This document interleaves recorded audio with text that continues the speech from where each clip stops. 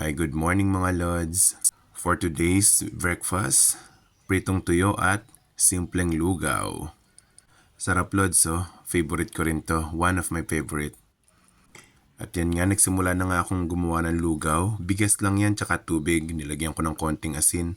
Halo-halo lang hanggang sa makuha mo yung gusto mong consistency or yung lambot ng bigas. Then after nga nyan, nagsalang na nga ako ng kawali, nilagyan ko ng mantika at magpiprito tayo ng tuyo. Ayan, nagluto ako ng isa, ginawa ko na palang tatlo. Ayan, at ginawa ko na ring apat pala, hindi po ako nasiyahan sa tatlo.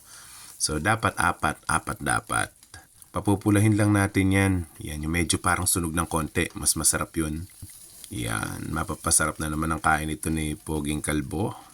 At ayan nga, luto na siya. Apat na tuyo at lugaw. Nilagyan ko nga pala yan ng pampalasa, paminta, at saka ng garlic. Ayan, simpleng lugaw ay kay sarap. Mayroong ngiti, mayroong saya. Walang hindi magagawa, lalo na't simple ka. Ayan, napakanta patuloy si Kalbong Pogi. Napakasimpleng gawin ito mga lods. Ang healthy pa, walang mantika.